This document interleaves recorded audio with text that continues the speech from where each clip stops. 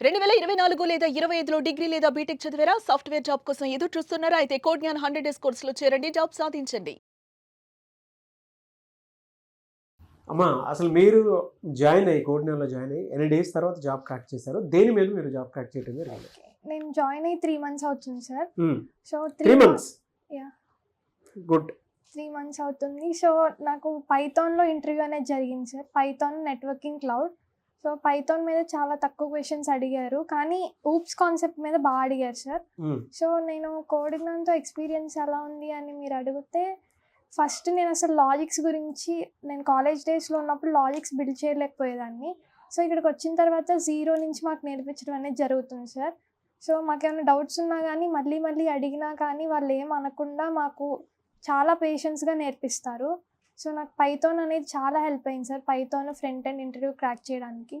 So ఇప్పుడైతే నేను ఏ programme అడిగినా కానీ I can try my level best to complete that code అని నేను చెప్తాను సార్.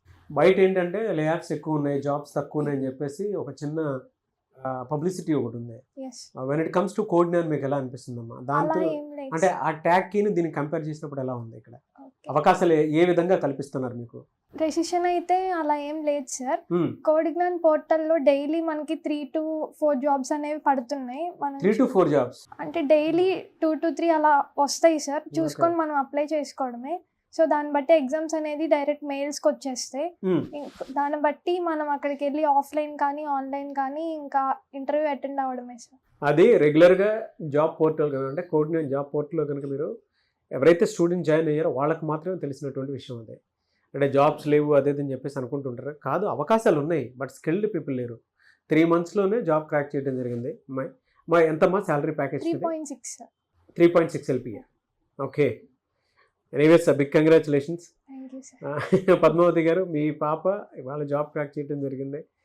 అండ్ కోడ్ జ్ఞాన్ తోటి ఈ అసోసియేషన్ జర్నీ మీకు ఏ విధంగా అనిపించింది? చాలా బాగుందండి. ఫస్ట్ సార్ చెప్పారు బాగా నేర్పిస్తారు, డెఫినెట్గా జాబ్ వస్తుంది, బాగా స్కిల్స్ అన్ని నేర్పిస్తామని చెప్పారు. సో సార్ చెప్పినట్టే మొత్తం 3 మంత్స్లో మొత్తం నేర్పించారండి. ఫస్ట్ ఇంటర్వ్యూకి వెళ్ళింది, ఫస్ట్ ఇంటర్వ్యూలోనే జాబ్ వచ్చేసింది వాళ్ళు నేర్పించిన స్కిల్స్ వల్ల. బా గ్రేట్. అంటే సార్ ఏం చేస్తారు మేడం? టీచింగ్ అండి. టీచింగ్. ఓకే. మీ father happy? Yes sir. Super happy. Okay. మీరేం చెప్తారండి? అంటే కోడ్ జ్ఞాన్ గురించి ఒక ముక్కలో చెప్పాలంటే ఏం చెప్తారు? కొత్తగా వచ్చేటువంటి స్టూడెంట్స్కి అయినా సరే, పేరెంట్స్కి అయినా సరే. చాలా మంచి సంస్థ అండి. డెఫినెట్గా కళ్ళు మూసుకొని జాయిన్ చేయొచ్చు. పేరెంట్స్ అందరూ చక్కగా మంచిగా నేర్పిస్తున్నారు. డెఫినెట్గా జాబ్ వస్తుంది. వాళ్ళు నేర్పించిన స్కిల్స్ అన్ని నేర్చుకుంటే డెఫినెట్గా మా పాపకు వచ్చినట్టే వాళ్ళకు కూడా జాబ్ వస్తుంది. అండ్ పిల్లల విషయంలో సేఫ్టీ సెక్యూరిటీ ఆలోచిస్తారు, ఎడ్యుకేషన్ క్వాలిటీ ఉందా లేదా అని ఆలోచిస్తారు. ఉందండి. ఉంది.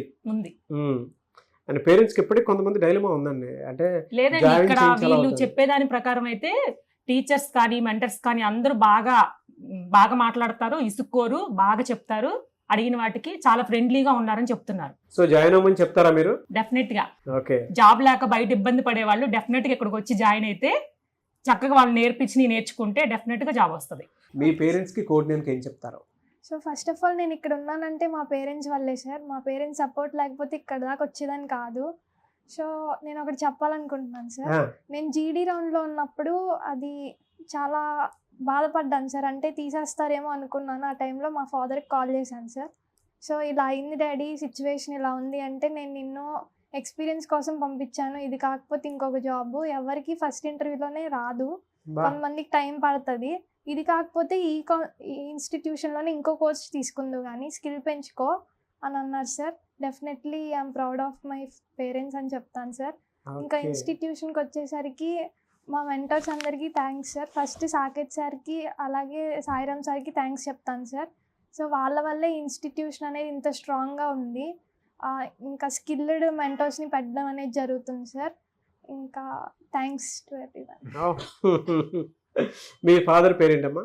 గోపాల్ రెడ్డి సార్. గోపాల్ రెడ్డి గారు, స్పెషల్ థ్యాంక్స్ అండ్ కంగ్రాచులేషన్స్. ఎందుకంటే మీలాంటి పేరెంట్స్ ప్రతి ఒక్క పిల్లలకి ఉండాలి, సపోర్ట్ చేసేటువంటి పేరెంట్స్.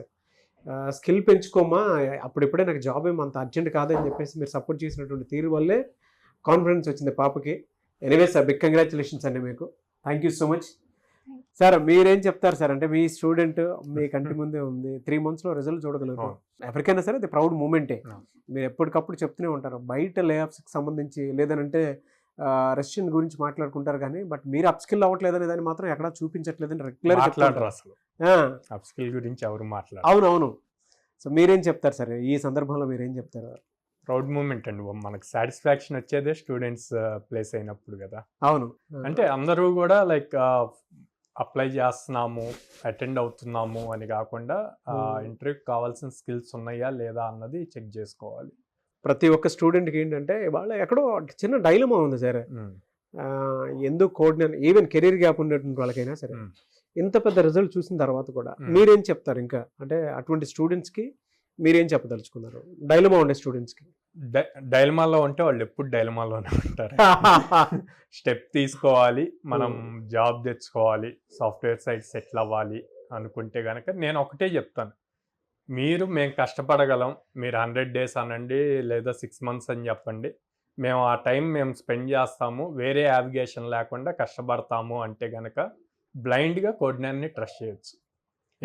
అప్ స్కిల్ చేస్తాము, ఆపర్చునిటీస్ ఇస్తాము, అండ్ ఆపర్చునిటీస్ ఫెయిల్ అయినా సరే మళ్ళీ వాటిల్లో ఏం మిస్టేక్ చేశారని కరెక్షన్ చేస్తాం.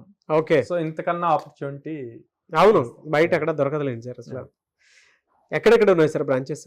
సో మనది విజయవాడ మొగలరాజపురంలో ఉందండి, హైదరాబాద్ JN2 మెట్రో స్టేషన్ దగ్గర ఉంది, చెన్నై షాపింగ్ మాల్ ఆపోజిట్ లో ఉంది అమీర్పేటలో, and then Bengaluru BTM layout లో ఉంది.